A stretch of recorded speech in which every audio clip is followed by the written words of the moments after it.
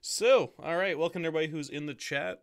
We are at holy shit, episode 15.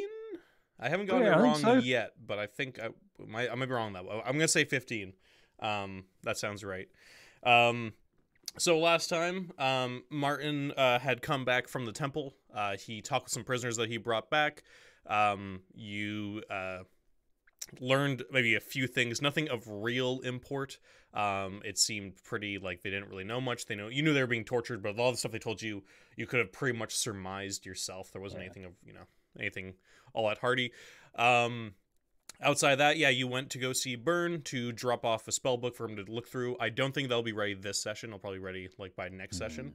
Mm. Um, you also did some other stuff in town, but nothing super consequential. You went off to the temple. You got attacked by some bandits. You handily murdered them all because they were they made a very wrong decision attacking you guys, thinking you're gonna be just an easy mark if they ambushed you. That did not work out well for them. And then you went to the temple.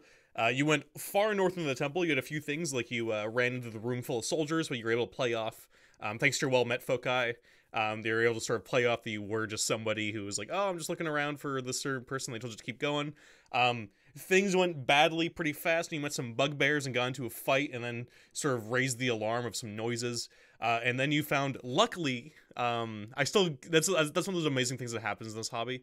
That was just by chance that happened in that room, that there's a secret passage behind everything else. Like, I do not know how last session would have gone if you did not have a secret passage that nobody knew about. This isn't the book, nobody knows about it except for the torturer guy. Like, that was his little hidey hole.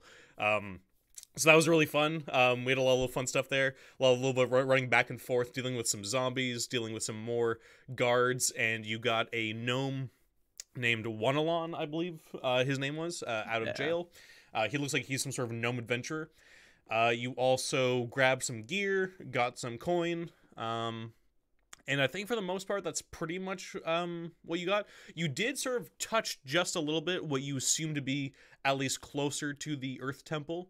You saw some pretty crazy like marble floors and lots of sconces. Very different architecture from the rest of the dungeon so far. But you decide maybe I shouldn't go that way just yet, which might have been wise. Who knows what was down there? But all we know now is that you went left, and what happened happened. And then you guys escaped, thankfully, in a pretty big fast chase. You guys just outran them. And then you are now headed back to Hamlet. I believe you guys will be getting back to Hamlet. I can't remember the exact time, but probably like in the middle of the night or so. Like I think it was getting Yeah. pretty late already. So by the time you guys are getting back, it is probably easily in the early hours of the morning. And so that's where we'll start. You guys head back into town.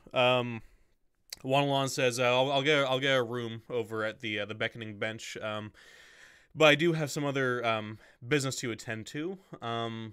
Do you mind if I come looking for you, Griff? If I'm looking to come back in the temple, I kind of run solo usually, but I think there may have been a few things I noticed here and there that could be of value, and obviously you guys proved you guys could fight down there, so perhaps some allies that can actually take care of themselves would be kind of useful.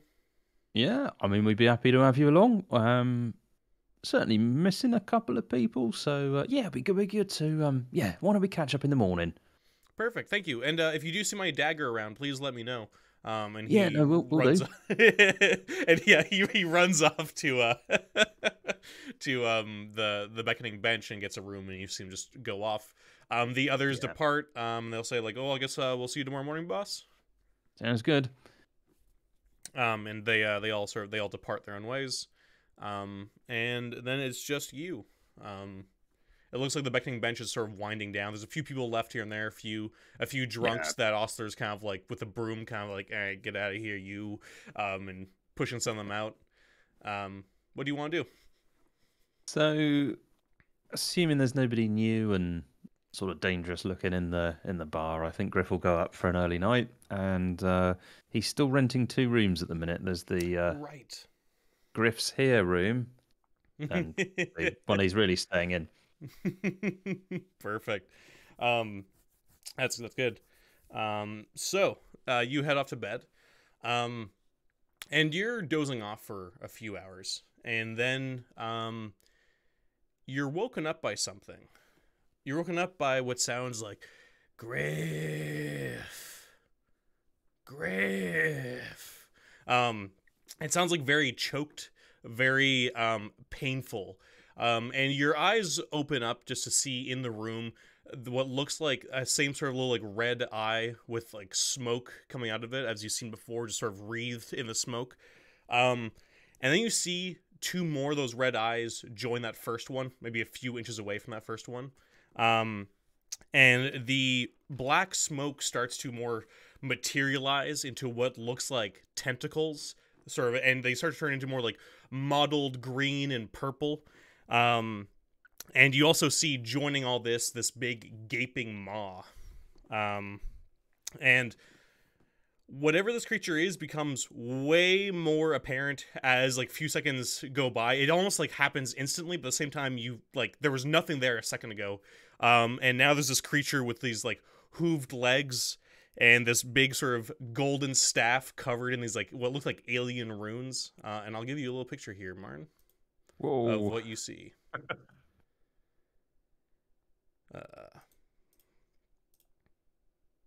Griff's first thought is that he definitely shouldn't have had the meat that Osler was serving. The hell is that?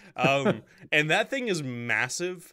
It's one of those things where, like, have you ever seen like an animal, like a really big animal in person, where it kind of just hits you, like you're like, oh, this is real big. Okay. Yeah. And that's what you sort of see in front of you. And it says, Griff, we need speak. May I talk in your brain? Yeah, sure. I don't know what you'll find in there, but we can pull up a chair, have a conversation. Yeah, and so you agree to this, and you feel a sort of slight pressure in your head, and then you hear a voice, and it says, "Thank you. It's much easier to speak this way. Your language is very hard for me to pronounce." You sound a lot less alien, I have to say. I'm a bit more reassured. Yeah, he has a bit more of it's really hard to place down what accent this is. This is not any accent you've ever heard, but it definitely sounds like it can actually put the vowels and consonants together more than it could before. And it says, I've been watching you and your group for a while, and I think we may be of use to each other. I know this might sound a little impolite, but who are you? He says, well, if you heard my real name, it would probably shatter your bones and combust your spinal fluid. In your language, I've come to just like the name Terry. Terry. Okay, right. That'll be Terry easier it is. for you to not No be problem, a puddle Terry. on the floor. So, how can I help you? He says, excuse me, he says, I'm looking for an elf named Sir Juffer. I'm having trouble locating him, as he has, I believe, some sort of object on him that stops him from being tracked easily. But I've been able to track him at least to the temple. He's somewhere down there, but something's blocking me from entering. I want you to find him, and if you can, bring him to me. Right. Sorry, let me just... Sir... Sorry, I missed a second bit there. Sir Juffer. Juffer. J-U... Oh, Juffer. Sir Juffer. Yeah. Like a title, like Sir, yeah. Yeah. Okay. And you said work together. I understand you can't go down there, so are you able to, I don't know, assist me somehow? He says working together. He says I can be of some help. I do have ways of seeing things that you won't be able to. Sir Jeffers escaped me, but perhaps this will be a bit of a helpful. What's the word for it? Maybe advance on payment. And he holds out his staff like towards your hand. Griff will take it. This sounds good. Yeah, so you just touch it, and like you were just sort of dropped out of your bed. The entire room kind of just disappears beneath you. and you are brought into what looks like a familiar place. The creature's there staying next to you, and you were kind of lying on the ground. You quickly get yourself up, and it looks like you're in the same halls you were in just tonight. And you see a man who's in this glittering kind of chainmail armor. He has a mace on his side.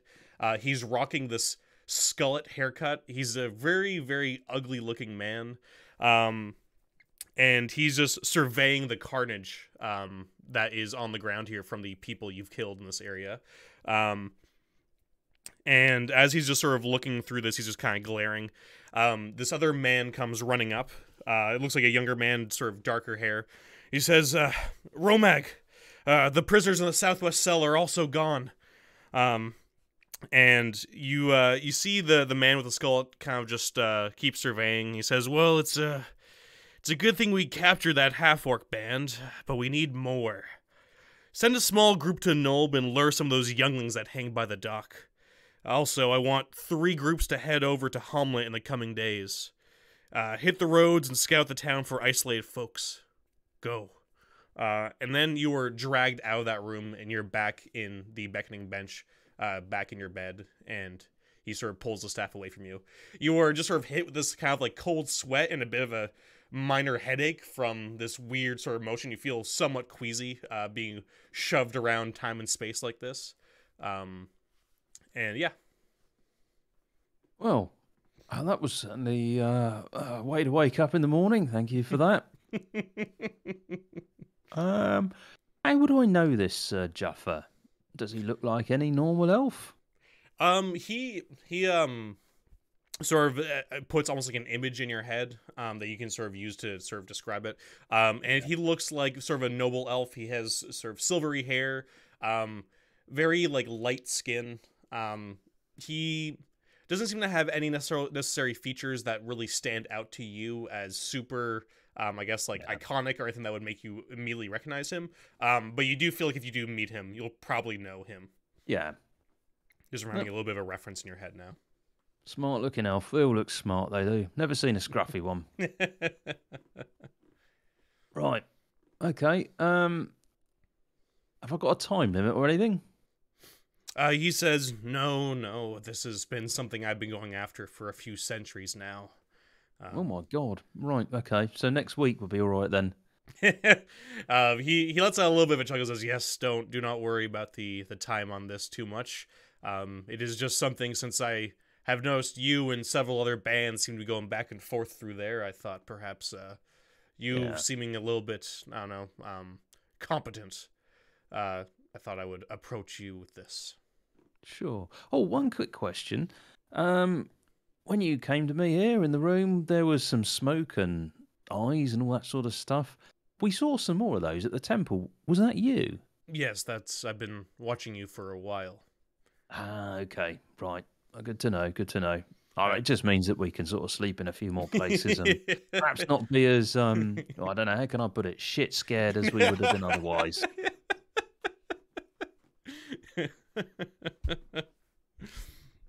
But yeah, no, he just says, yes, for some reason my disguises have been failing me around the temple a little bit more. You seem to have been picked, more of you been able to pick up on me when I'm around for some reason. It's a little bit disconcerting, but I mean no harm, as I hope tonight will show. Yeah, well, I mean, I'm not dead at the minute, so we're doing all right.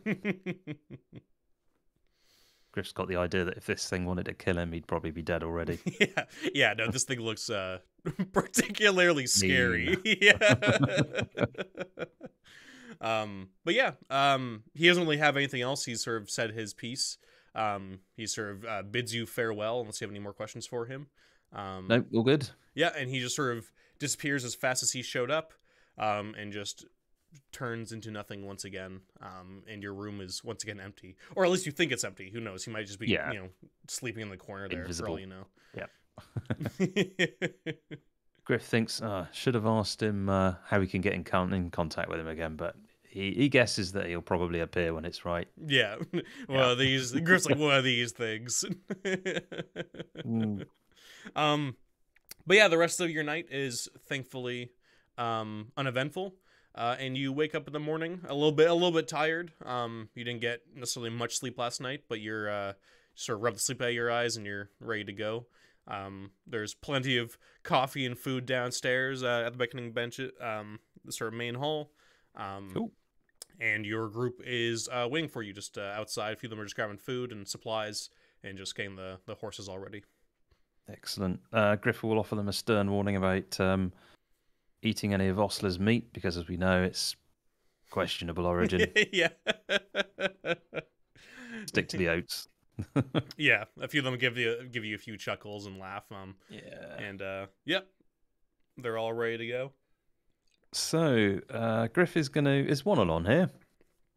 Monolon's not here. No. Alan mentions he hasn't seen him since he departed yesterday, but did mention that he said he had something to go attend to now that he's back in town. So that he didn't know what that meant or anything. That he didn't really elaborate on that. Right. Okay. I was hoping he might tag along and help out in return for what we did for him, but it looks like he's absconded. Yeah. Did you want to go get that dagger checked out? Or are you gonna keep that close to the chest right now? Well, we got to go and pay. I can never remember the Rufus a visit. Yes, because we need to tell him about the impending doom that's yeah. progressing to Homlet, and we could sort of swing by Burn and just ask him to have a quick look at that dagger. For sure, sounds good. Yeah, no, you're easily able to go over there. And it's long since passed where you don't have to respect. You just go right in. As soon as the guards see you, the door's opened up and you're just let right in. Rufus is there at his desk and he says, nice to see you, Griff. What can I do good for morning, you today? my good man. Yeah. I had a visitation last night. Oh, really? He just pours you up a cup of coffee and sits down. He says, tell me, what's this about? Yeah, well, in that case, Griff will probably sort of sit down and stick his feet on the desk, coffee in hand. Yeah. Well, yeah, this thing appeared. Not quite sure what it was. It didn't kill me. I'm pretty sure it could have done if it wanted to. It did warn me that 3 groups were heading towards Homlet pretty soon. Didn't give any specific days and times, but yeah, we want to watch that one, I think. Worth beefing up the guard. You're telling me some creature came to visit you last night? Yeah.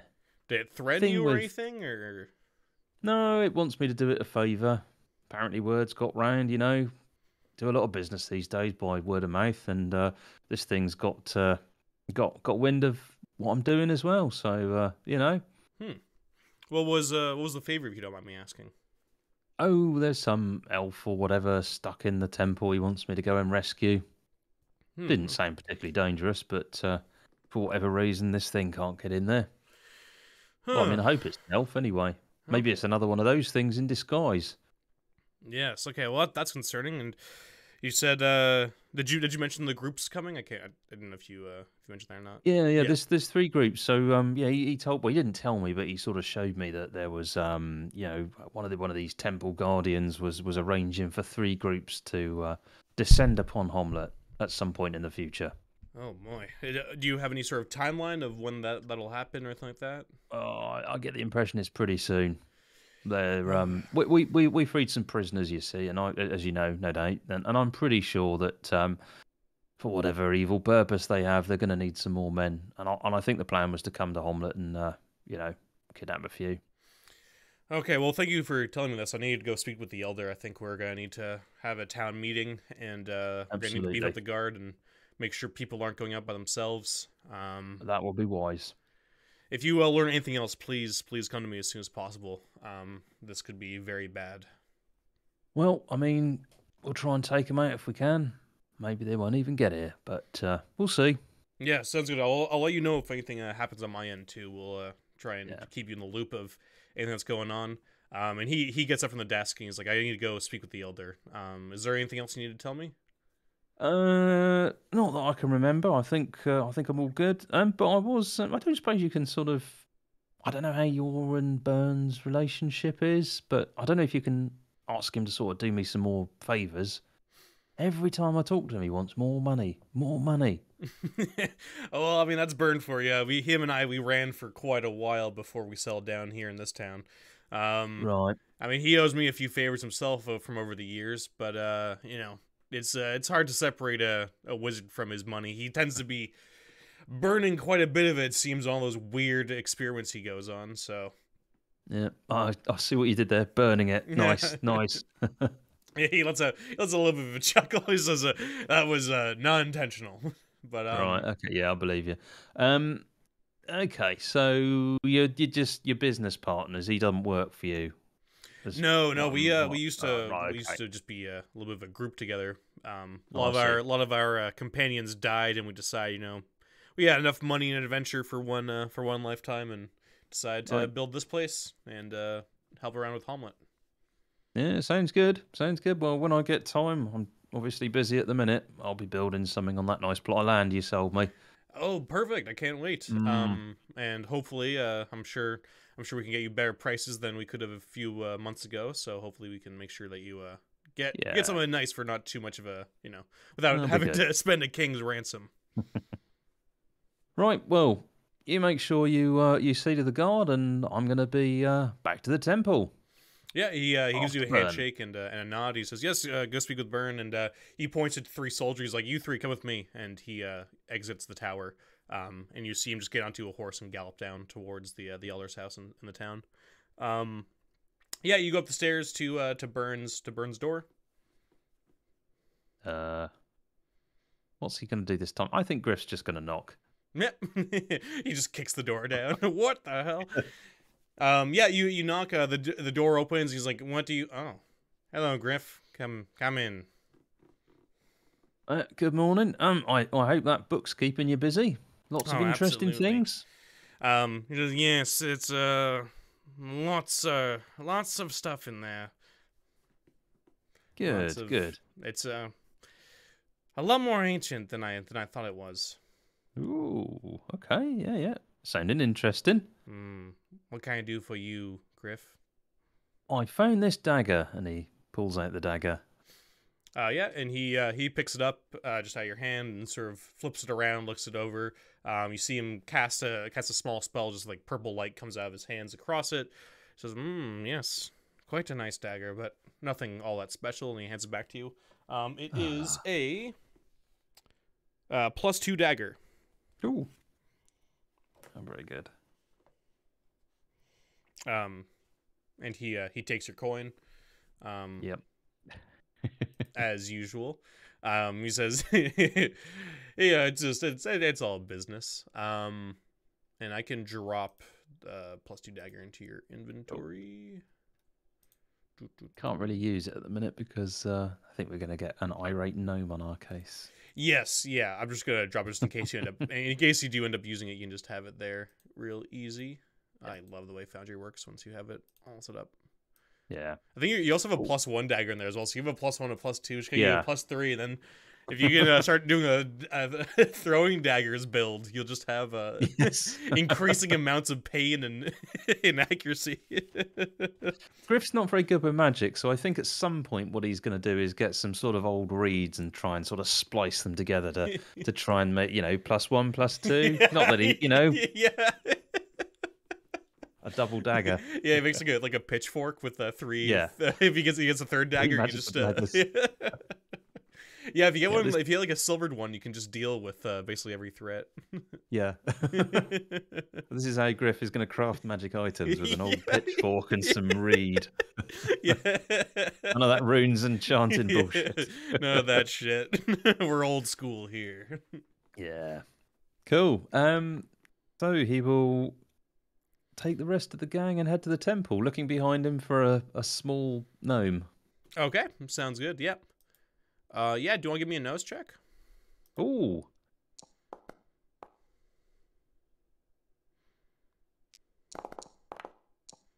Oh, I might re-roll that if I can. Yeah, give me a reroll. Come on. Oh, it's worse. So I will say, you do still get the feeling, that you're being followed, but it's not like when you left Nulb. You just sort of feel more eyes on you. Yeah. Outside of that, though, the eyes you feel on you when you look behind you, And it doesn't feel like whatever that feeling is. It doesn't seem to be coming from Homlet. And you sort of just keep riding with your companions. It is a we'll get another one.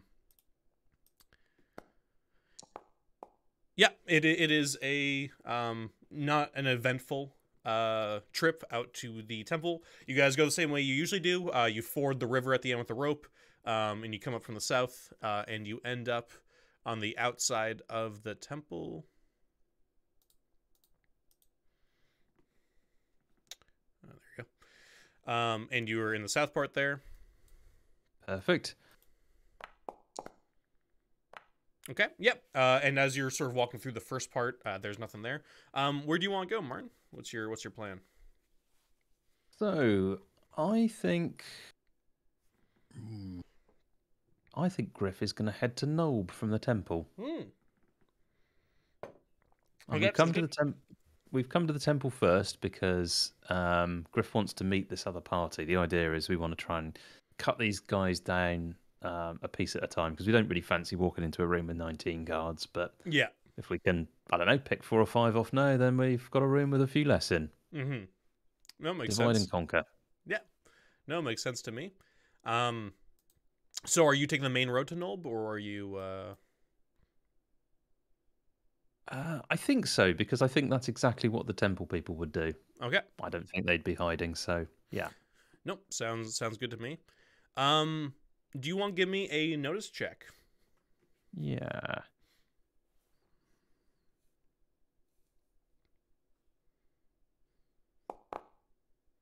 One's better.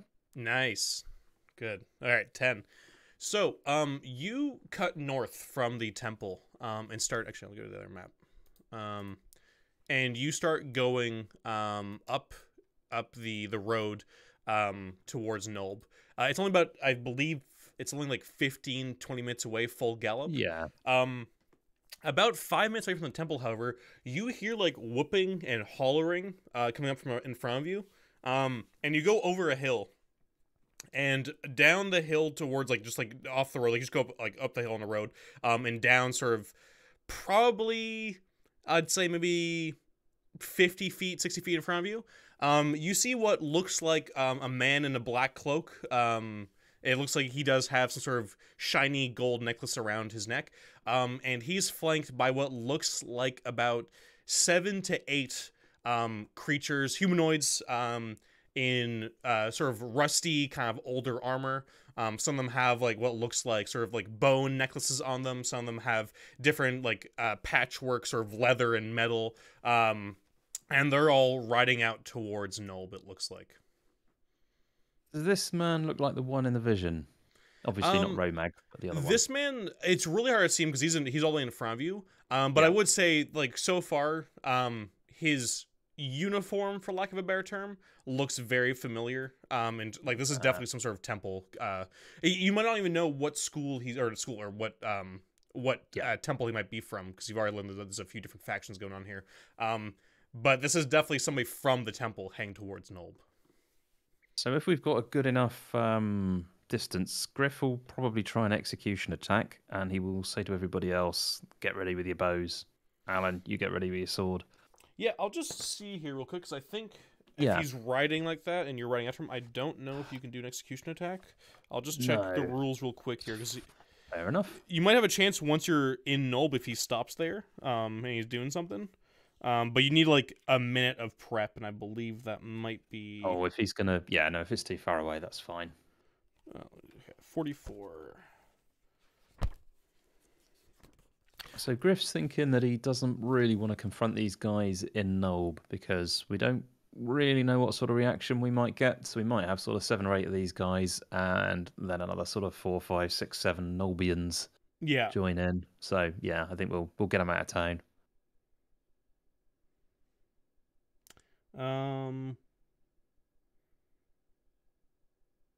Yeah, I'm just gonna say because of how fast they seem to be riding and everything else, and they're moving, and you're also riding after them. I think if you were on the road waiting to hit, I think I would allow it to get one. Yeah. But I think because you're both riding, it's a little bit too much for you to get a proper shot off. Or I mean, you can fire off at them. But I think execution attack would be too much. Cool. So we are gonna go go at them with bows and hope for the best. Okay. And you want I'm assuming you want all your hirelings to fire off their bows as well. Oh yes, yeah. Okay. We'll try and get as many as possible. We're going to go for the guy who's obviously the leader because I don't know. Hopefully the others will scatter and disappear. Sounds good. Oh boy, good start with that one. It's gonna be one of those. Good start with that one. All right, this is gonna be one of those days. And for everybody who's in the chat, all the hirelings leveled up last time because they were actually supposed to level up the session before, but I didn't have time. So now they're all leveled. And so they're all a little bit better. Since he'd been firing his bow quite a bit, I gave Alan put his points into shoot. And of course the others can already shoot, as you guys know. Does this guy have a... There you go, bow. And crossbow.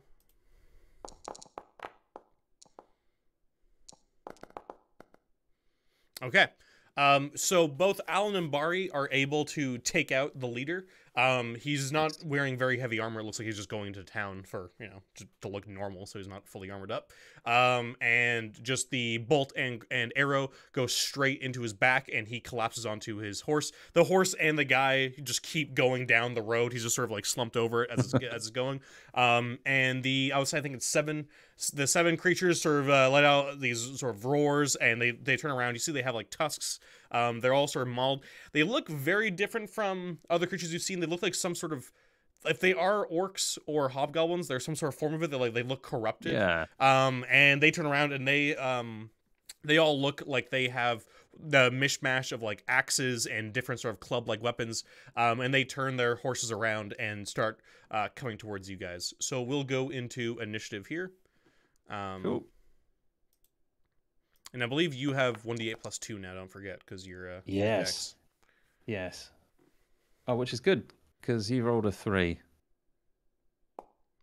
Oh, wow. Yeah, that is good. I rolled a 3 flat, you rolled a 1 plus 2, so you guys go first. Excellent. It pays to be dexterous. It does. It really does. It pays to be dexterous. Whoa. Oh, hey-o. Holy shit. All right. Well, that's one dead creature. Just goes right through their neck, and they fall down right off their horse and get trampled underneath it with a fucking 10 damage. Alan fires off his arrow at another one. Elmo fires off his bow at another one. And Bari fires off his crossbow. Let's see here. Oh my god, they all hit. So Alan and Elmo kill one each. So now we're down to 4, and Bari seriously wounds the other one. So there are, there's 4 left. One's seriously wounded, and they all keep riding towards you guys. They look like they're not going to break just yet. They look like they're totally crazed and blood hungry.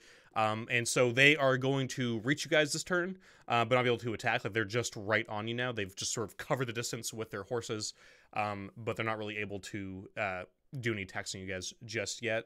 Actually, I'll say one has a javelin just to keep it spicy for you. I won't want to make it too easy for you. And he just sort of grabs that. It looks like a real bent, horrid thing, and he just chucks it right at you, Martin. Nice.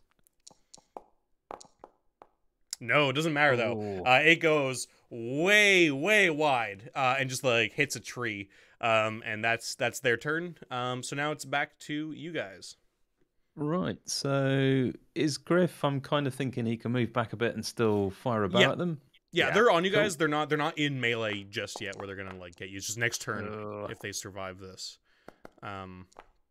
AC 12. Yeah, unfortunately their AC is 15. So yeah.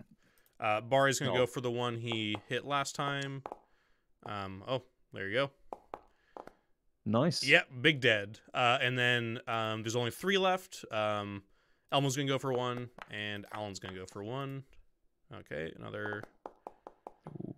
Jesus Christ, Elmo. Okay, Elmo kills another one. And Alan kills another one. All right, so there's 1 left. And for his turn, he's just going to sort of break and try to go off into the woods. He starts cutting towards like the south. And just starts riding through the trees and bushes. Elmo looks to you and says, "What do you want to do, sir? Do you want to go after him?" Yeah, I think we do. Yeah, all right, this one, I think he's going to tell somebody. Quick. let's get in before we can. Sounds Escape. good. Yeah, so you guys all, just hit the reins on your horses and you start going after him. He's just a little bit ahead of you, so do you want to give me an attack, Martin, as you're able to get another arrow knocked? Oh, boy. 2. Alan says, I'm going to try and catch up to him, and Bar's going to fire off his crossbow. Oh. Of course, he can't hit. No, and of course now, yeah, and Elmo fires off. Ooh, there you go, probably Elmo. Good. Oh my god. Ooh. So he gets one, he gets it around the back, and you hear this creature just sort of give out like a roar as he's hit in the back, but still going.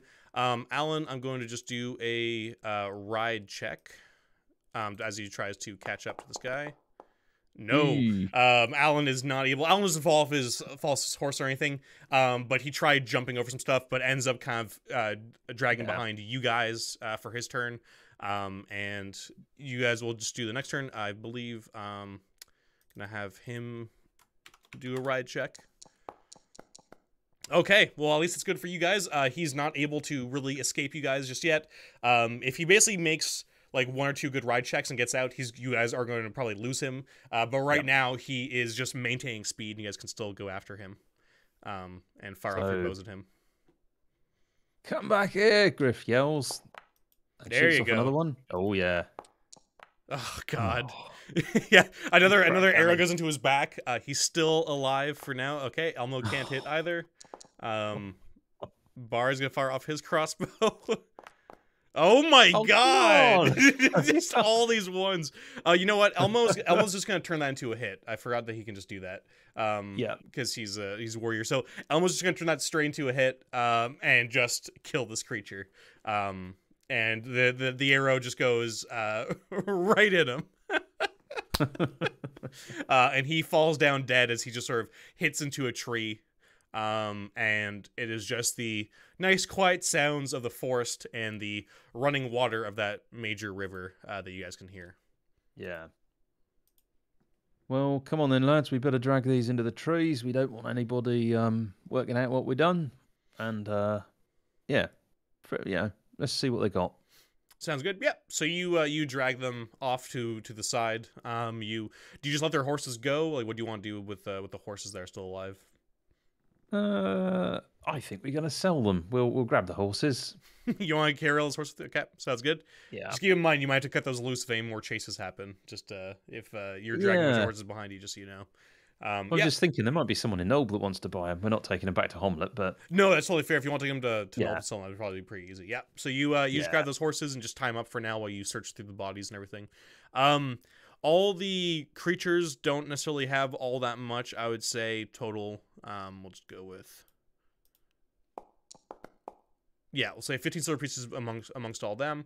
Yep. The guy has a few rings on him. He looks like he belongs to the Earth Temple. Nice. From what you can tell with the symbol on his gold chain. Gold chain itself is probably worth about 25. Probably worth about 25 silver. Cool. Excuse me.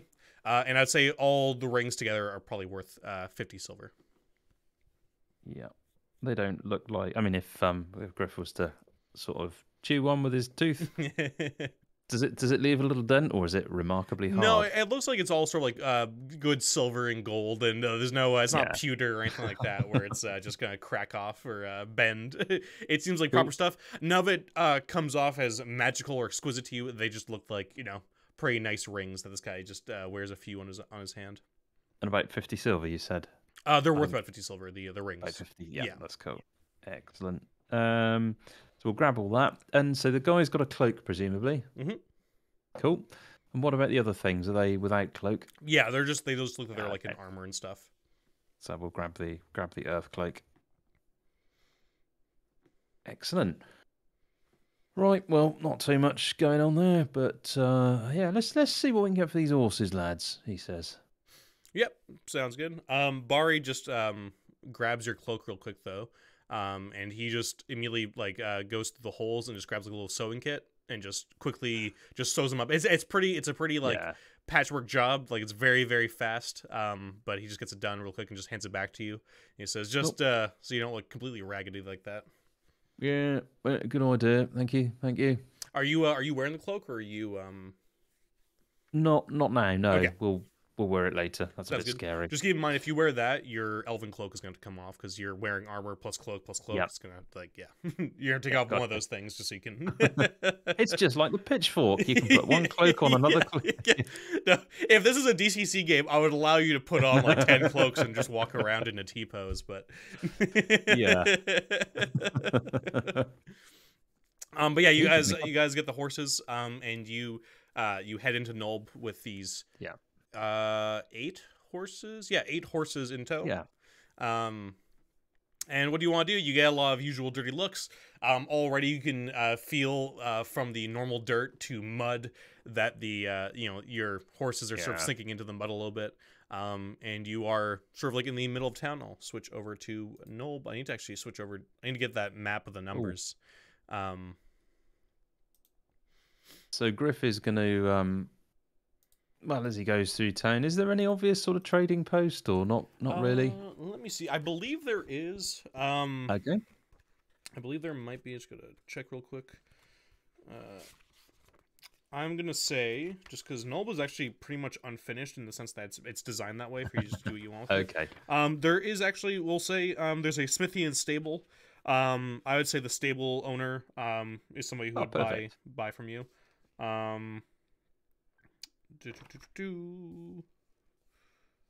What's his name? Yeah.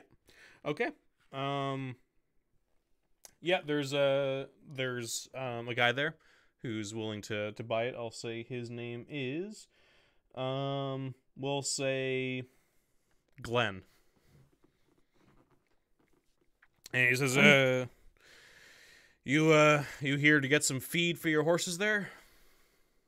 Not quite. I've had the fortune of coming across 8 fine steeds, as you can see here, my good sir. Coming across, huh? Yeah. Would you be interested in these thoroughbreds? He goes over towards the horses. He just sort of wipes some grease onto his apron and looks around, and he points to the mane of one like the more lighter sort of like grayish horses, as you see like a sort of like a spray of blood is on like right on the neck. He says, "Found him, huh?" Yeah. One careful owner, but not careful enough. Fair enough. I don't ask too many questions. He sort of looks around, checks their legs, just looks at their teeth, and goes around through a few different ones. He says, for all those, I'd say, well, how about 200 silver pieces? I think that's a fair deal. Oh, 200. I don't know. I mean, it's a fair offer, but it's not a good offer. If I was to take these to Homlet, what do you think I'd get there? Oh, I mean, well, then you have to bring all these 8 horses down to Homlet, and after you parade them around here, and his eyes sort of look over towards the docks, and you see a few guys just kind of working on some stuff, just looking over towards you guys. They might not make it all the way over to Homlet. But I tell you what, how about 300 silver pieces? Well, I don't know. 400? Yeah, you want to just give me a trade check? Yeah. I wish I put more points into trade now, but I do think you have a 0 in there. I just checked. I was trying to think if it was convince or trade. I believe trade is the one for. I do indeed. I got a 0 in sort of trade. I've got a 0 in convince as well. So. Ooh, nice. Yeah. Yeah. He scratches his chin and looks them over, and he says, "All right, 400, final offer." Yeah, go on then. They're good horses. Trust me. Yeah, and he grabs them and pushes them towards the stables, and he goes over to what looks like, calling it an office is nice. He goes to what looks like a shack, and comes out like a minute later with a sack and just sort of throws it against your chest. And he's like, "All right, anything else?" No, I think we're all good, my good man. All right. And he goes back to sitting down. Just looks like he's working on some stuff. And he goes back to just sort of rubbing his greasy hands on his apron and doing other things, and sort of just looks to you, kind of expectantly to sort of, all right, go on, shoo. Yep, Is I'm the off. sort of vibe you get from him. Now, we've got no business being in Nob, really, so we're just going to turn around and go back to the temple. Yeah. Is there anything else you want to do here? Okay. No, not yet. Not yet. Sounds good. Yeah, and so you head back to the temple, and I would say it is not far from the temple. So I would say it's probably about like we'll say 1 p.m. now. Once you get back sounds there. good. So just before we actually get into the temple grounds, Griff is going to just look around and say, "Hey, Wanalon, are you there? Yeah. Wanalon?" All you hear is the silence. As you know, being this close to the temple, there's no birds or anything like that. The plants are corrupted and everything else. But no, you don't see any little gnome come out of the trees or anything like that. You feel at least for the moment that you're completely alone. Griff's concerned. He doesn't know if this gnome is kind of, I don't know, some sort of spy, or he's out to get him. He's a planted assassin. Yes, gnomes are tricky little people. They are, especially ones that you've got their daggers. Yeah, that's the thing that's got you worried. You're like, oh, does he know about the dagger? Yeah, Griff's starting to wonder. He's mentioned it twice now. Have you got it? Have you? If you see it.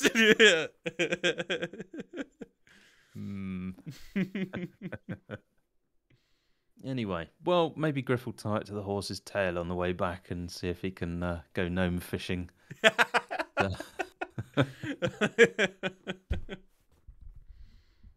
Right, so Griff is going to enter the temple. Okay. With a little bit of caution. You don't know who's here, really. Okay, yeah. No, you're all clear. At least for the first area here as you walk in. It seems quiet. And you go up the hallway there, and it looks like that rope has been reattached again, going down into the hole. What do you want to do?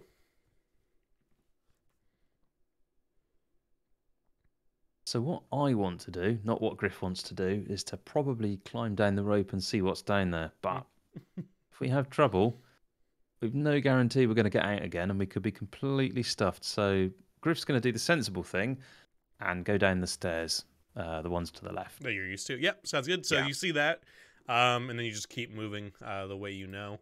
And we're back here again. So, what do you want to do, Martin? Right. So we cleared out the prisoner cells last time, or most of them. Maybe there was somebody in one of them. We're not quite sure yet. And yeah, the problem here is that we're all a bit too well known, or at least Griff is. So he's going to stick his Earth Temple cloak on. Okay, sounds good. So he'll take his elven one off. Sounds good. And we haven't really explored much over the right-hand side. So Griff sort of remembers there was a door in the harpy room.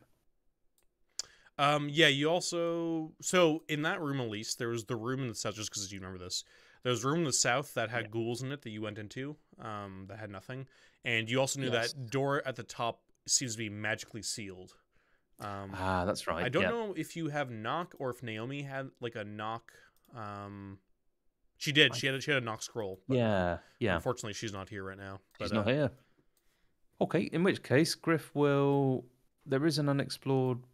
pit of skeletons, which Griff remembers as well. Yes. So yeah. He's thinking it's about time we see if there's any way forward from there.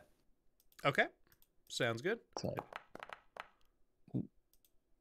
all right. So let's go. Yep. So just I'll move you up that way. Cool.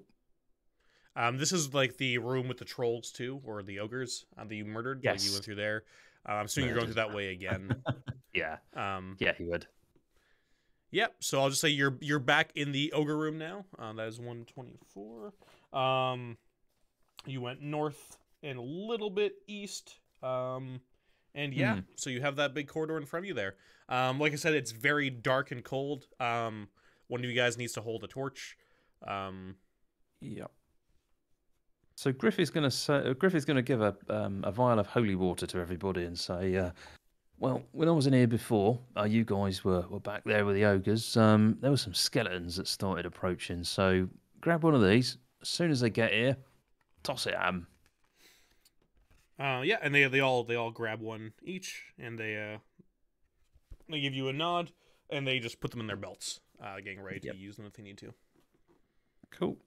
So, right, come on then, follow me. Let's get this done. Sounds good. All right. Griff is spurred on by this reward that he's been offered to clear this thing out. It's a lot of money.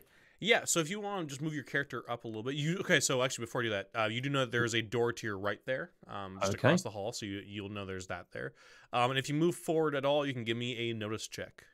Okay. A notice check.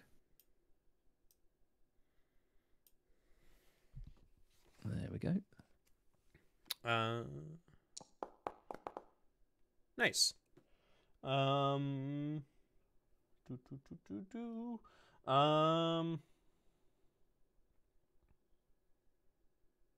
Okay. Interesting. So, what it seems like to you, it looks like, that rope from up above, you notice, like, from your own special awareness, that seems like there's a little secret opening right to the front of you here in this hall. It looks like a little portal, in the sense of the term door, not portal as in like a big like whoa kind of portal. And it looks like it's closed on itself, but it looks like some rope is sort of like jamming it from being fully closed. And that rope has ended here on the outside. Like it looks like it was severed, or that like it was just unhooked here. Right. And yeah. Interesting. So that's what you see here. And you see, like I said, in this room, a bunch of bones, very cold, horrible smell of death, usual shitty shit that happens when you go down to temples. It's a room that really hits you with a lot of that despair of many dead. So where do you want to go? You can go left, you can go right. Griff will say, well, it smells like bloody Ostler's kitchen in here. I wonder if he... No. Something better thinking about. He'll go left. Okay, sounds good. So, you go left a little bit there. And right in front of you springs up what looks like about 6 gnoll skeletons. It looks like their bones come together, and they get up, brandishing weapons, and they make these horrible kind of clacking noises together as their jaws kind of reset, and their arms come together. And behind you, you hear more bones forming as what looks like 10 human skeletons of varying sizes, women, men, perhaps some maybe younger teenager skeletons, kind of just come together, also picking up old rusted weapons and shields and armor, the clacking of all these bones and wrists and elbows come together, and they all sort of converge on you on both sides. And we'll go into initiative here. Hopefully there's not too many. And I don't think these are going to be impressed by surrender. Yeah. Yes. Or need to do morale checks. Yes. So give me your initiative. Oh, God. Oh, God. Oh, no. Okay, this might, woo-wee! I got 8, and Martin got 7. This is unfortunate. All right. Let's see here. Like that. Okay. Oh, there's a lot of guys here. Okay. So first, the 6 gnolls in front of you are close, so they can all reach you. And I would say 5 of the human skeletons can reach you, but not all 10. So we'll do the 6 gnolls first. And there are 4 of you. I'm going to say, actually, I'm going to write these guys down, but we'll just do this first round first. Yeah. So I'm gonna say 2 of them are on you, and they're going to make their attacks.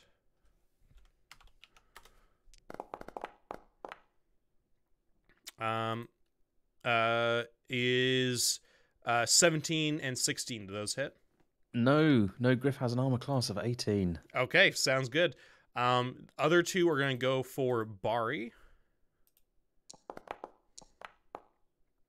Oh dear. I think one of those might hit. We got 17 there. Bari, what is your armor?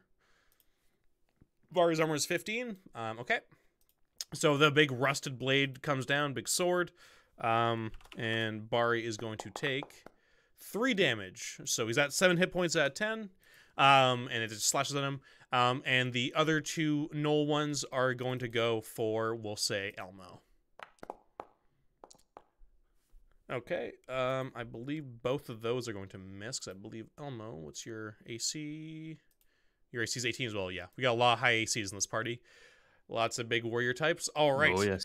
And then the 5 others are going to come. So I'm going to say 3 of them are going to be on Alan. And 2 of them are going to go on you, Martin. Yeah. So these 3 are on Alan. These are the 3 human skeletons. We have 1 hit, I believe. What's Alan? Do you have 19? Yeah, I think you have a 19 AC. He does. Okay, yeah. So 1 hit on Alan. Nice.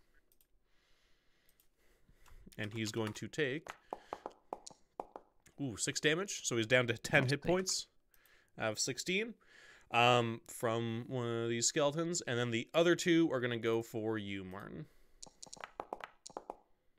And both miss. So I'm just going to write these down real quick. It is now your turn. You can decide what you want to do here.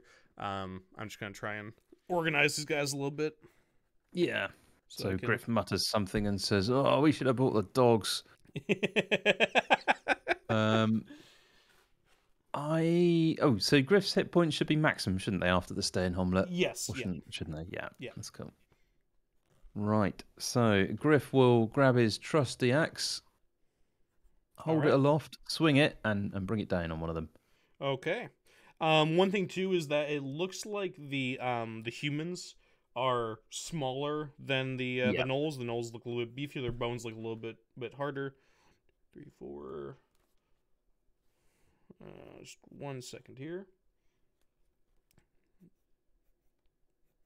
All right. So who are you going for?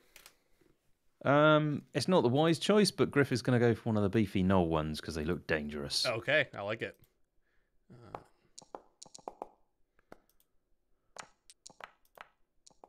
That is 14 AC. Does that hit? I'm just going to check real quick here. AC's 12 for these guys with their cool armor. Yep. So you are going to hit for 4 damage. You say you're going for one of the gnoll ones? Yep. Okay. Oh, jeez. All right. So that's that. Griff screams out, "Use your holy water. I don't know what I'm doing with this axe." Sounds good. All right. So you want them to use their holy water? Yeah. Okay. So that's not gonna be a roll or anything for them. They're just gonna do it and use it up. So all of them are gonna use their holy waters. Cool. And it's going to be a D8 each. So Alan does a holy water on one of the humans that attacked him. Okay, and that kills one. Cool. Bari does it on one of the gnolls who attacked him. Nice. And that he's gonna do it on the one that you hit with your axe. Yep. Which doesn't kill it, but hurts it. You do see like a lot of the bone starts to kind of like sizzle and pop, like delicious popcorn. But smells horrible. And Elmo's gonna do it on one of the other. Actually, no, he's gonna do it on the same one that you hit the axe and just killing it. With the biggest gnoll skeleton is now just half melted, and collapses into a pile of bones. That's what everybody does for their turn. Cool. Okay. All right. So now it is the skeletons. The other skeletons have now moved in. So I'll do the gnolls first. There are 5 left. And so I'll say 2 are gonna be on you. some of this on who's on who. There's so many guys here. It might be inconsistent who gets hit, but this is just a Yeah. giant melee of skeletons and people. Just you guys everywhere. are just mashed on both sides. So, Yep. so these are two null skeletons on you. Both miss, both 17s. Okay. Yes. These two are gonna be on Bari. Oh, I'm gone Both for that. miss. And this That's final one is gonna be on Elmo. Hey, that one's gonna Ooh. hit. And that is 4 damage on Elmo. Ooh, Jesus. Let me close this shit. Elmo is going to take 4 damage. So he's down to 20 hit points out of 24. Beefy boy. Okay, now it's the humans. The human ones. There's 9 left of those guys. I'm going to say 4 are going to go for Alan. Yep. Jeez. All miss. All bounce off his armor. They're really rusty, shitty weapons can't seem to break through his glistening armor. I'm gonna say 2 are gonna go for you because you're also pretty shiny. That's 1 hit on you, and you're going to take 7 Jesus. damage. Jesus, big rusty. You're gonna get a fucking tetanus shot for that one. As this is just slashed across you. Gets you right in the arm. So that is, how many is that so far? That's 6 gone. So there's 3 left. I'm gonna say the other 3 are gonna go for Bari. Yeah. And I believe that is 2 hits on Bari. Oh shit. So he's going to. Shit. Actually, I'm gonna. Wait, how much health does he have left? I'm gonna do this separately. Oh boy. Okay, so this is the first one. First one, 1d6 plus 1. He's gonna take 6 damage, bring him down to 1 hit point, and then the other one, well, it's gonna take him down. I don't think it matters to roll for, because I think he's just gonna be put down. I don't think he's gonna die, but that's good. yeah. So Bari goes down as he is just overwhelmed by them, and Alan just screams out like Bari, as he's just overwhelmed by these skeletons who are just on top of him. All right. Now it is back to you guys. Okay. So Griff is going to holy water a human skeleton. Okay. Yeah, just give me a roll me a how D8. easy Alan did it. Yeah. Yeah. There we go. Oh god. We're doomed. yeah, this would not be too good, Martin. Are you going for one of the beefier humans, or are you going for like one of the ones on Bari? Like, who are you going for exactly? What's your? Yeah, I think so. I think we'll go for one of the ones on Bari. All right, so that guy's down. He's still alive, but that's one of the weaker ones. Cool. All right, and would you want everybody else to do? Elmo, pick up Bari. We need to get out of here. Okay. And give him a hand. All right, sounds good. Let's see here. I think Alan might try to screen Bari if that's possible. Let me just check. Yeah, it makes sense, doesn't it? Screen an ally PC moves up to their normal move rate towards an ally and then physically blocks opponents from attacking them, provided they remain within 10 feet. Till the PC's next turn, enemies who wish to make a melee or ranged attack against this screened ally must succeed in successful strength or dex-based opposed skill. Okay. Sounds good. So Alan's gonna screen Bari as Elmo picks up Bari for their turn. Okay. Jesus. So, I believe that's everybody's turn, if I'm not mistaken. Correct, Martin? Because you went, and that's all theirs. I did indeed. Okay. So this is interesting. Well, let's do the humans first, because I know how those are divided.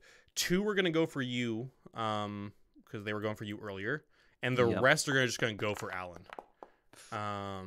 So I think you're good. Because that's 16 is the highest there. And the other 7 are just gonna swarm Alan as he's trying to protect Bari.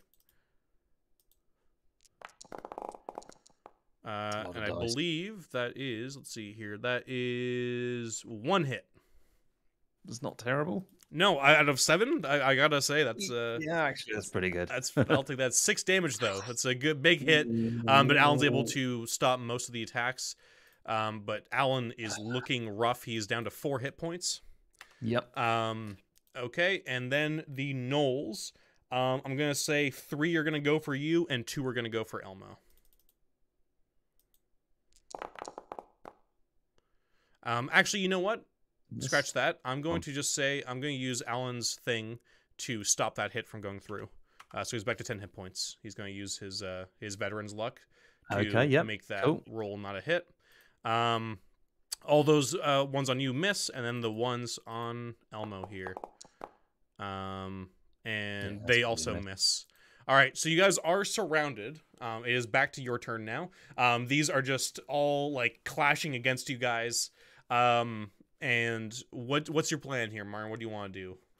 It's gonna be hard to break out of this, but yeah. So we've got 6 gnolls to the left, 10 human skeletons to the right. Which ones look easier to bundle through? So you have 5 gnolls on the left. 5 and 9, yeah.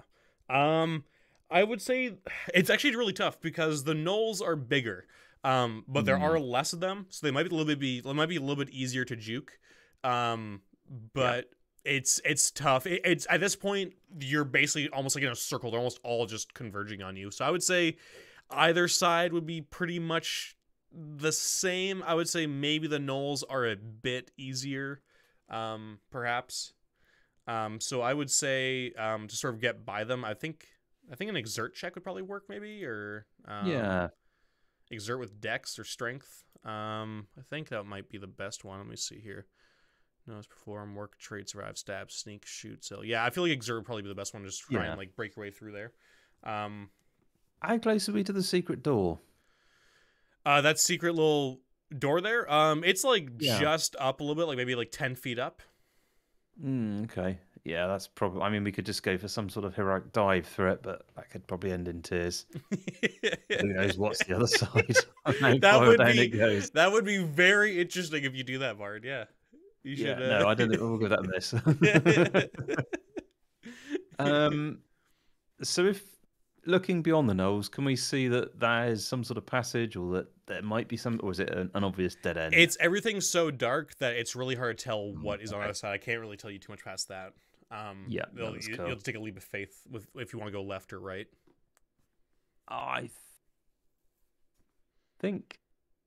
I think we're done with leaps of faith, because I think the problem is if there's nothing there, no way of escape, we're absolutely screwed. So I think we'll head through the human ones on the basis that they're weedier. Okay, sounds good. So are you leading the way, or are you telling Alan to charge through first? Nope. So Griff, as always, is going to just grab his shield and just try and mash through. Clear a path. Yep, give me an exert check, yeah. We're going to kind of stick to the wall so that we've only got them coming on one side rather than sort of go through the middle. And just sort of like pushing them back with your shields and just trying to like sort of let them, using the wall as a shield on one side. Ooh. Nice, good fucking exert check there. It's a 13. So you just start like with your shield, just like every time they bounce at you, you sort of like you bounce them back with the shield and keep pushing them. Your back is against the wall. And you're almost like half shimmying as you're just trying to like keep this like wave of bone past you. So you are able to get through and kind of clear enough of a path for Elmo to follow through. But now it is going to be Alan's turn as he's picking up the rear. So he's going to give an exert check. Thankfully he has points in exert, or has a 0 in it. Oh, yes. Okay, so he just makes it. I'm going to say right now that you 3 are on sort of like the other side of them, but they're still right there. The humans will be able to attack, but the gnolls are too far behind. Like they're trying to get through this sea here. They're basically trying to like reconverge around you again as they're all trying to find a spot to hit you. Okay, so you were in the front there, so they're not going to go for you. They are going to go for... I'm going to say Elmo's using his action to basically protect Bari with his body. So they're not going to be able to hit Bari. But they're going to be going for Alan as well. Alan and Elmo. So I'll say 1, 2, 3, 4, 5, 6, 7, 8, 9. Okay. I'm going to say 4 are going to go for Elmo and 5 are going to go for Alan. Yep. So this is the 5. Actually, let's do the 4 on Elmo first, because Elmo doesn't look like he's probably gonna die because he has a lot of hit points. 1 hit on him. He's going to take another 4 damage. So Elmo is down to 16 out of 24 hit points, so he's still doing okay. He's now down to Alan's max, and then the 5 are going to go for Alan. And 1 hit. And Alan's already used up his thing, so he can't stop this attack from going through. And that is 3 damage on Alan, so Alan is down to 7 hit points. That's not terrible. No, it's not. But yeah, so you guys keep moving. This whole sea of bones are just fucking following you guys. And you guys, I'm assuming you're trying to head back to the door you guys got in? Yeah, Griff will shout on the way out. He'll say, "Oh, I'll have you in a stock pot." Yeah, I will. Oh, that sounds like a disgusting soup. Doesn't it? But yeah, so you go back in the door you guys came in from? Yep. And Okay. we've got a barrel in there, I think I remember. So we're going to barrel the door and make sure no one can get through. So give me another exert check, because you put it up against the door and you sort of holding it. Elmo has just put oh boy. Oh no. I believe you can still re-roll that though, because actually would that count? No, I'm not gonna count as combat. I'll let you re-roll that. That's just an exert check. I'm not gonna be a dick on that one. Come on. Oh yes. Okay, there 10. you go. Yeah. You see like rusty blades kind of come through, like, and it starts to splinter.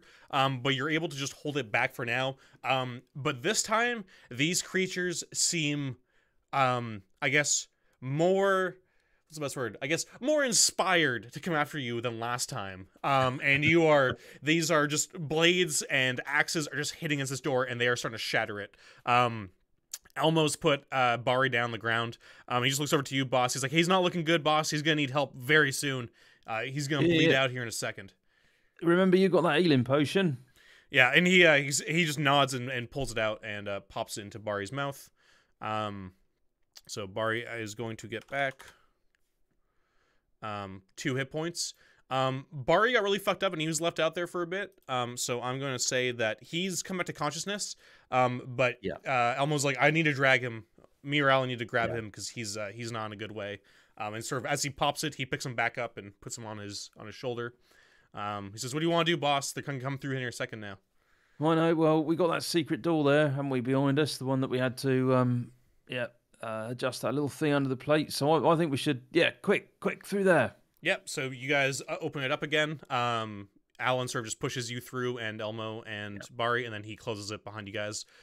And you guys let out sort of like a sigh of relief with the stone door closed behind you, and then you hear just like a crashing and shattering as they've broken through the wooden door, and you hear like the clacking footsteps walking around in that room before departing.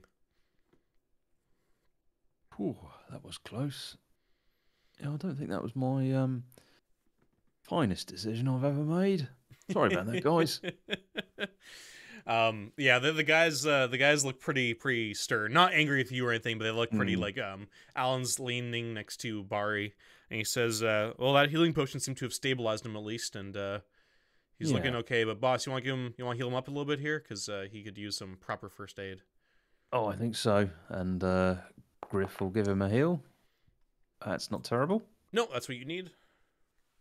And 1d6, isn't it? Yeah. I should remember. 1d6 plus your healing. Yeah. Okay, that's +2 on that one. Nice. Oh, you have a plus 2 to healing now. +1. +1. Okay. Yeah, I was like, damn. Yeah. Okay, so Bari's up to 8 out of 10.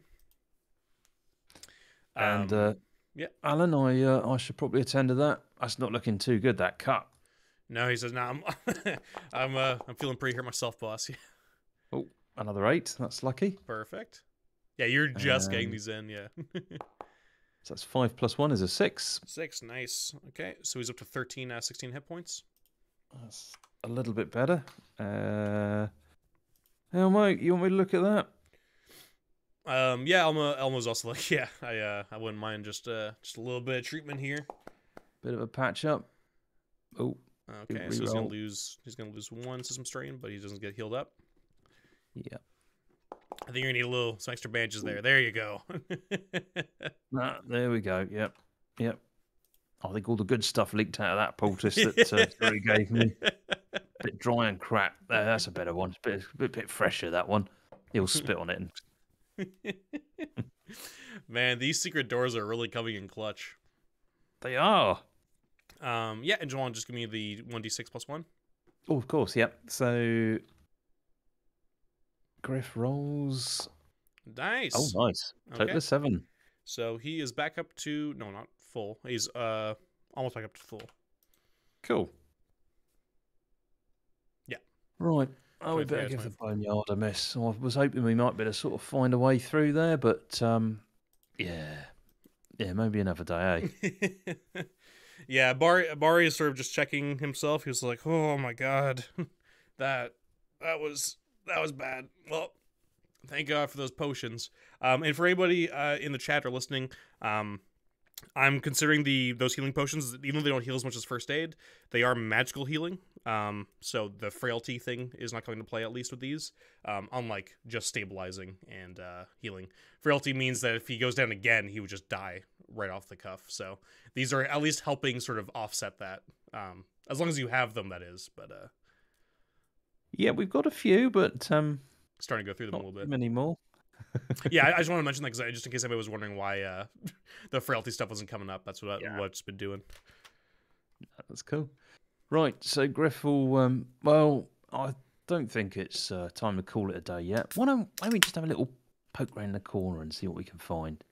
Mm-hmm. Just a little look. He says. Sounds good. So Griff will, assuming there's nothing there, go back to that part of the corridor. Yep. Yeah, and there's 2 doors there. Yeah. There's yeah. So for anybody who's just listening to this, Griff has sort of grabbed his party, and you guys have gone south and gone east, just down a little ways, maybe just 40 feet down a bit. And yeah, now you go up into this little hallway, and there's a door on the left and a door on the right. So Griff will do his patented listening trick at the door on the left. Okay. I know which door I meant, but you don't unless I say. Oh, cool. That's a 10. Yes. Let me see here.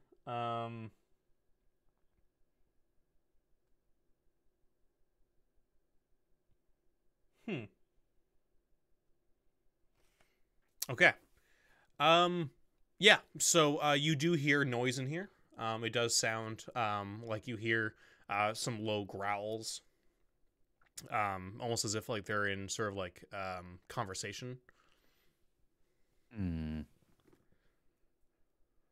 Interesting. What about the other door? The one to the right? That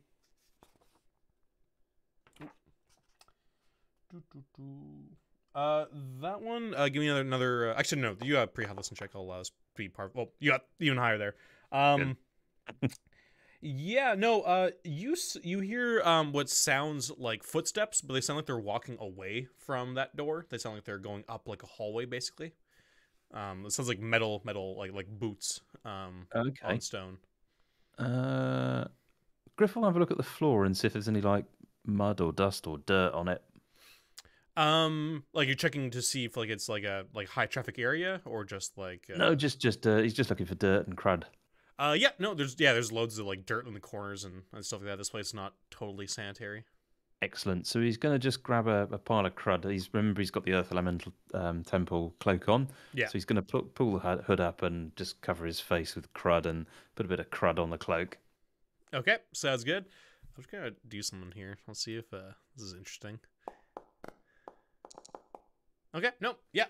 So you just get yourselves, you get yourself in the sort of in the look. Yeah. Your companions, they sort of asked, do you want us to dirty up our faces or anything as well, boss? Or yeah, go on then. Yeah, do. Bar's already looking pretty. Yeah, he's got already a bunch of bone dust, other stuff on him. Yep. So he's already looking the part. But the other two just grab some muck off the ground and just sort of cover their faces a little bit, make them look a little bit more, more bedraggled. It's just looking good. Yeah. So Barry will... No, he won't. Griff will pop the door. Okay, sounds good. Yeah, so you open up the door. And I'll see here because I don't think it's locked. And yeah, so you open up the door, and you see like at attention, there's about 5 guards here who just sort of like stand up a bit. They seem to be sort of leaning against like the wall or like sitting down on this table in here. This is like a small square room, and in the northeast corner, there is like a hallway that leads up. And they go, hello, sir. At ease, and he's going to really labour the fact that he looks like shit. Yeah. Oh, those bloody skeletons escaped from the room down there. Get after them. What? And they grab up crossbows and spears. Come on, look lively. Do you want to give me a convince check? Because they're like the skeletons in the Hall of Bones. Yeah, they made a move. Look at the state of us.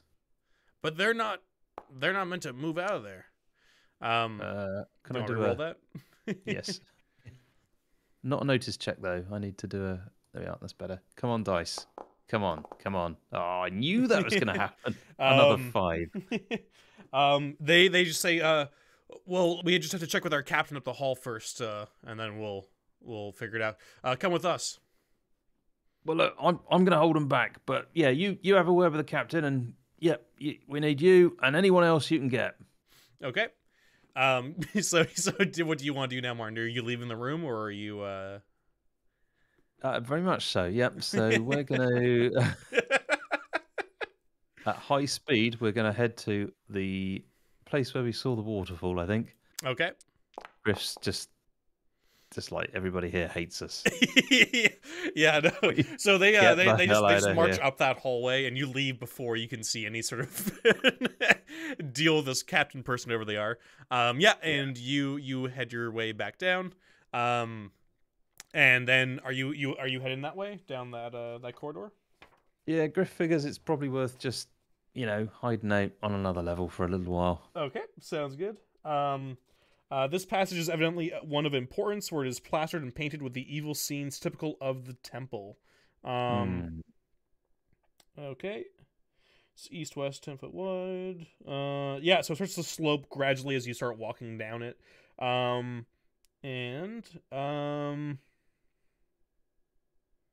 Okay, so we're going to go to the next map.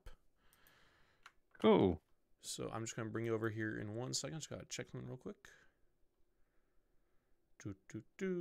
Okay. Oh, interesting.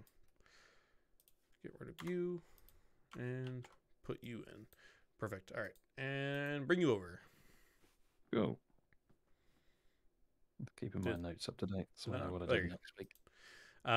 Yeah. Cool. So, you went down this gradient. So I'm just going to write down in a note here so you can easily see that this is a way out. Cool. Back to first floor. Okay, 1 second here, man, because now we're in a new area. Okay. Woohoo! What's gonna happen? Nothing. All right, you're good for now. So where you are right now looks like just this sort of sloping hallway leads down into a room that has a door on the right, what looks like a massive door in front of you, I believe, and a hallway down to the left.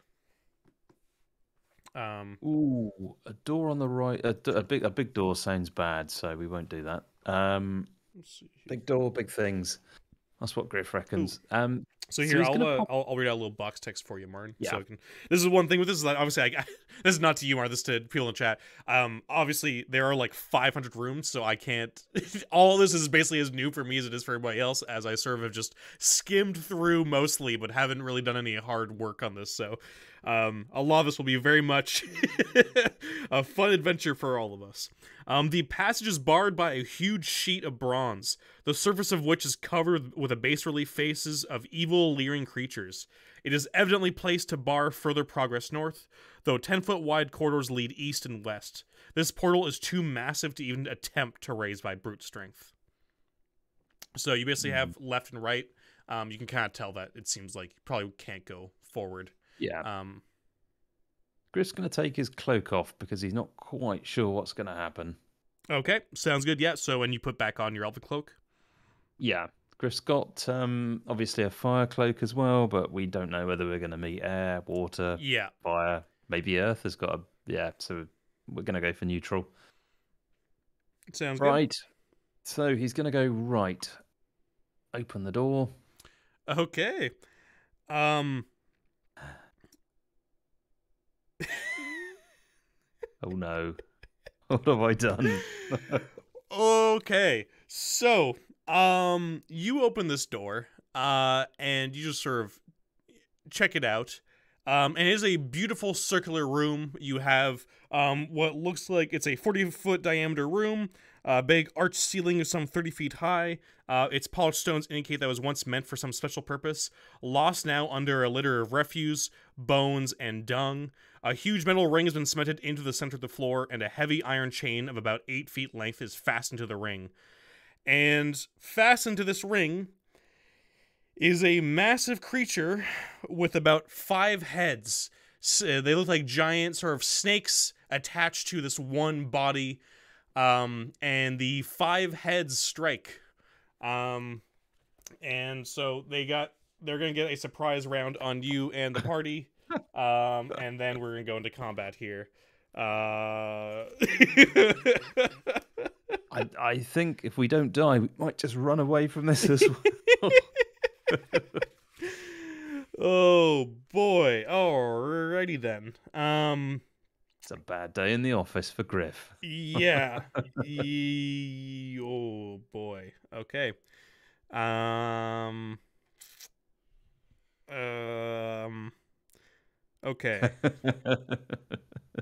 Okay. Okay. So, so 2 heads are going to attack you because you're in the front. And then the other 3 are going to go for, I'm going to say, 2 on Alan and 1 on Elmo. So these are the first 2 on you.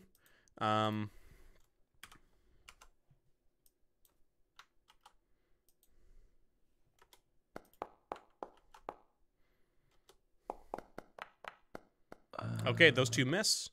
+3. And then, oh wait, sorry, yeah. And then the other 3, I think 2 on Elmo. Did I say 3 on you, or did I say 2 on you? Can't remember. 2, I think. 2, yeah. Okay. Wow, this thing can't fucking attack apparently though. Wow. Oh my god. We might let it survive. Yeah, fucking apparently it was almost like as scared as you were when it came in or something, because all these heads slammed against you.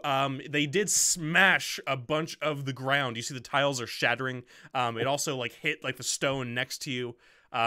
It looks like perhaps this creature is not, if you recognize what it is, if Griff does, fairly common creature, fairly common for mythology. This thing does not look necessarily like as big as it could be, but it is obviously still very powerful and scary. Wrong door!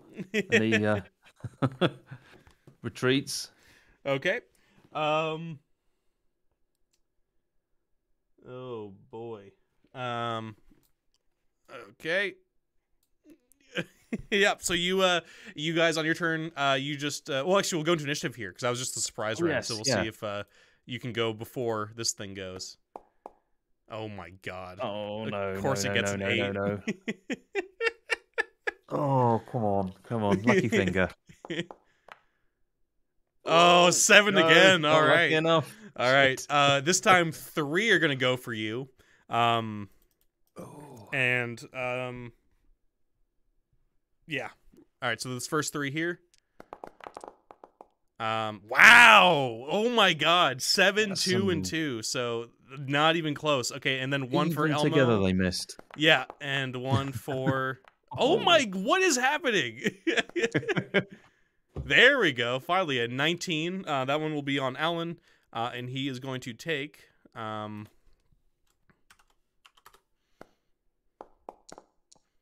fucking 3 damage. Oh my god. This thing, apparently this thing has food poisoning or something. He's down at 10 hit points. And now it's your turn, guys.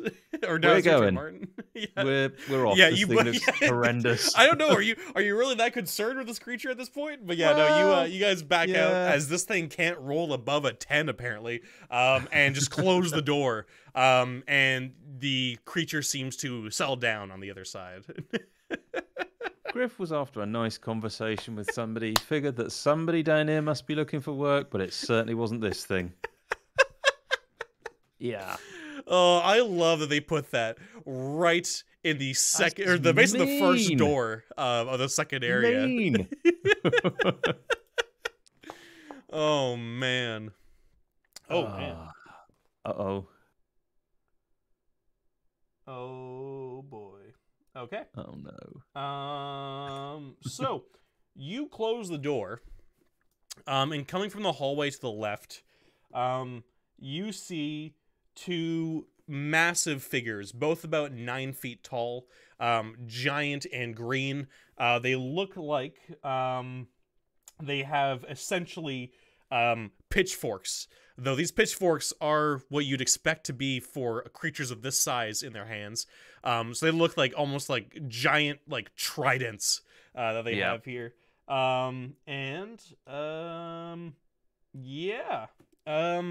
They look kind of gross. They just look like they sort of humanoid figures. Big green skin, black hair. They see you and they go, "Rah!" and they charge towards you. So we'll go into initiative here, Martin. Oh. This is not Griff's day, is it? Well, he rolled a 3 finally, so maybe you can, if you... Actually, I think if I... Yeah, there you go. I guess if I roll a 3, like, you go first, because you guys match. So at least there's that with your +2. But god damn. Another one. Yeah.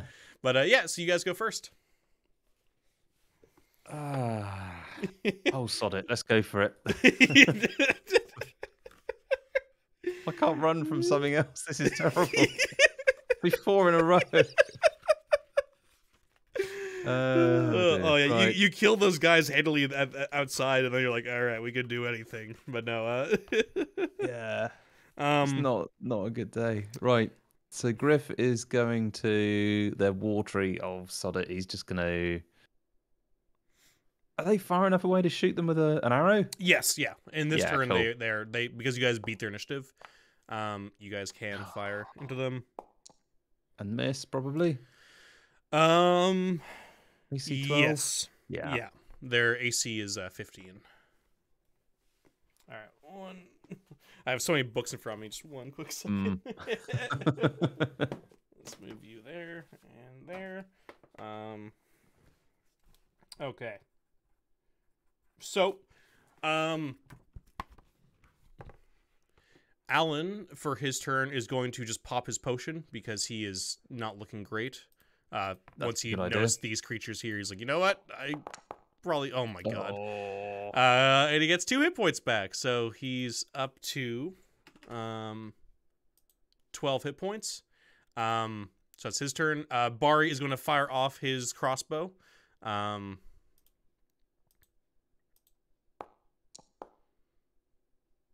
Does Bari hit? Bari hits, so he gets 1 for 4. And Elmo's going to attack the same one that Bari hit. Elmo's going to move up forward so that he can still be in front of everybody alongside you. And he's going to fire off his bow and then drop it to pull out his axe.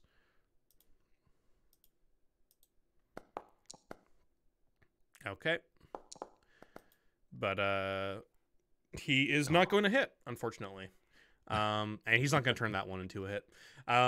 But yeah, so that's everybody's turn. And now it's their turn. And they are going to run over towards you guys. And they are going to attack with their big fork things. One's going to go for you. One's going to go for Elmo. Well, I guess, yep. Sounds good. 14's not going to hit.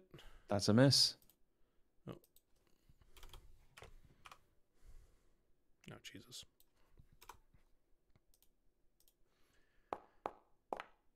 All right, that one's gonna hit. I'm gonna say that one was. Well, that one's on you, Martin, just for the fun of it.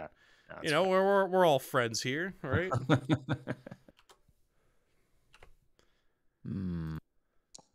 How much damage? Oh my god. Okay, so you're gonna take 11 damage. This one just skewers you with his big pitchfork. Oh, good thing you took Die Hard, huh? Holy shit, you're down to 10 hit points. Fuck. I know. Out of 28. Oh my god. Okay, this is not good. This is not This is good. where it gets interesting. My god. Okay, so now it's everybody else's turn. So Griff's done 4 hit points. Is it looking particularly wounded or not very bothered? You notice that it seems to heal up Shit. the damage it took. Oh no. From that aspect, do you want to just give me a no check? Yeah, that's a good idea. And how close are we to the stairs compared to these creatures? You guys are right at the cusp of it, and they are in the hallway. These creatures are faster and bigger though, so I believe you might have to use your action to break out of combat. Okay. Or not break out of combat, but not take an opportunity attack from them. Yeah. I'll check the rules in a second here. So obviously you can tell these things are trolls. Very common enemy that Griff has come across before. Okay. And you know the thing with trolls. That's just common knowledge. That's like mythology and everything. With fire and acid and all that sort of stuff. So yeah. What was I gonna say? Yeah. So what do you want to do, Martin? It's not very heroic, but we're gonna die otherwise, basically. So there's only one option. We're gonna have to run. I mean, that's the thing with these games. So this is the classic. This is the classic style of running away from this sort of thing. I'm just gonna check real quick.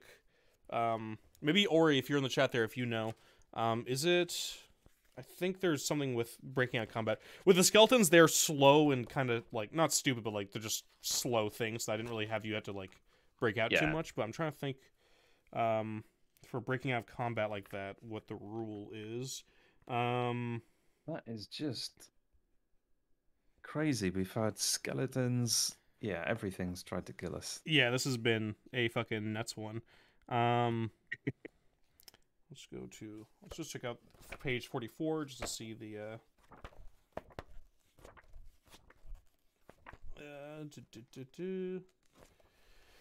make a range attack, charge, seal, cast spell, run, common moves, their normal common move. Okay, make a fighting withdrawal. The combatant disengages from any melee foes around them. They don't actually move away, but they can now get away from their assailants without giving them a free melee attack. Usually this means the combatants use their move action to get clear, because if they just stand there, the enemies might choose to re-engage. Yeah. So you guys can just use your action to disengage, basically, and just book it out of there. Yep, that's what we'll do. Sounds good. And I will say, because that's going to basically use your movement term, they're right on you. So, okay.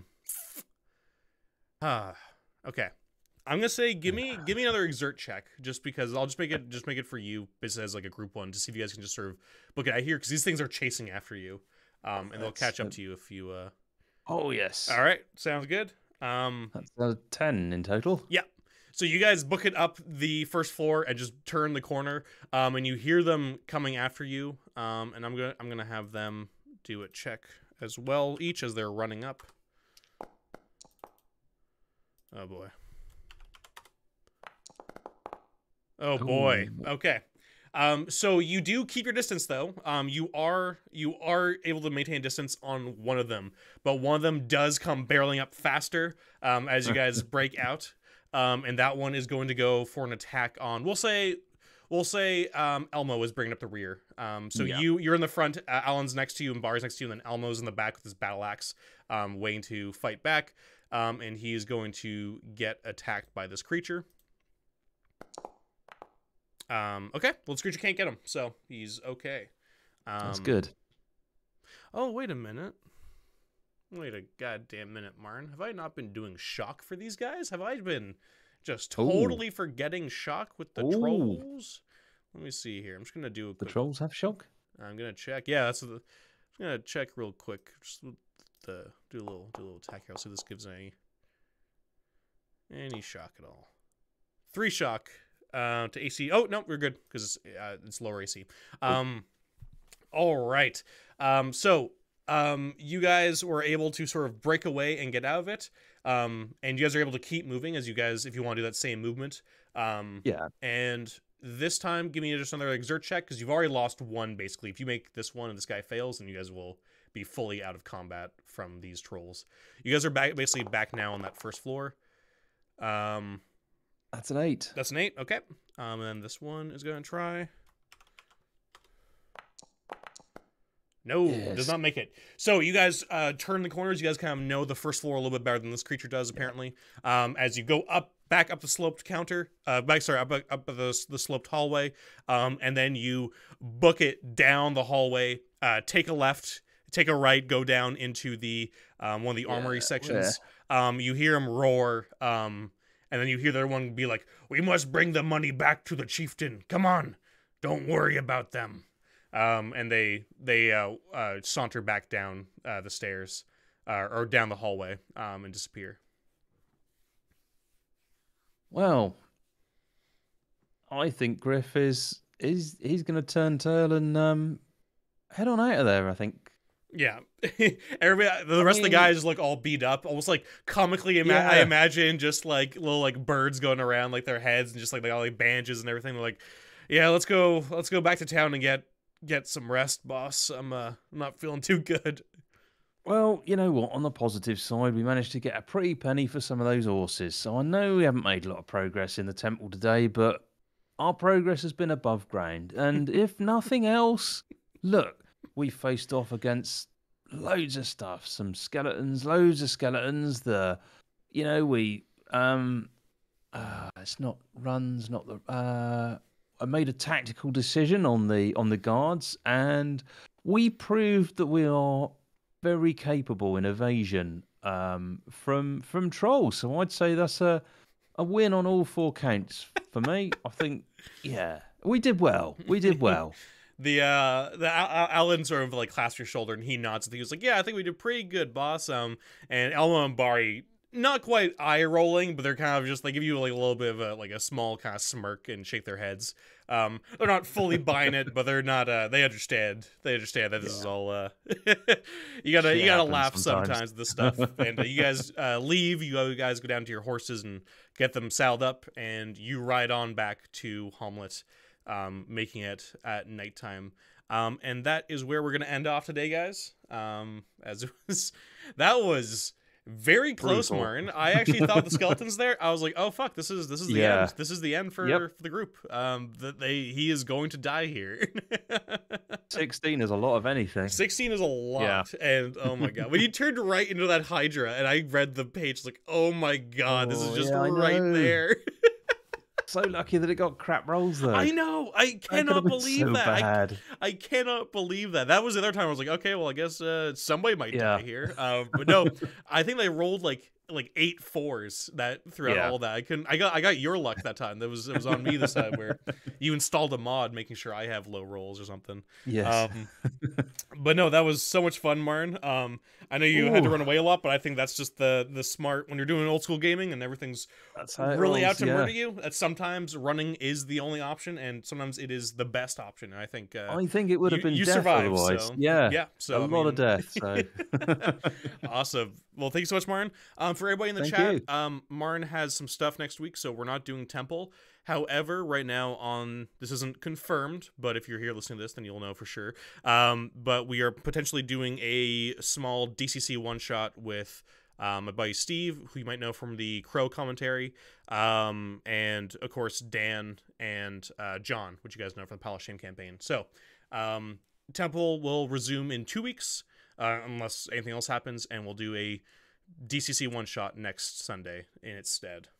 So I hope you guys have a wonderful week. Thank you, Martin. That was so much fun. Well, thank you. Yeah, and I am excited to see what happens next. We're going to have to pick up some NPCs, that's for sure. Yeah. Well, I mean, this might be the time where you might want to take a few days rest, and maybe Naomi will be done with her training by the time we get back to it next session. And where is that gnome? Yeah. All right, goodbye, guys. Cheers, guys.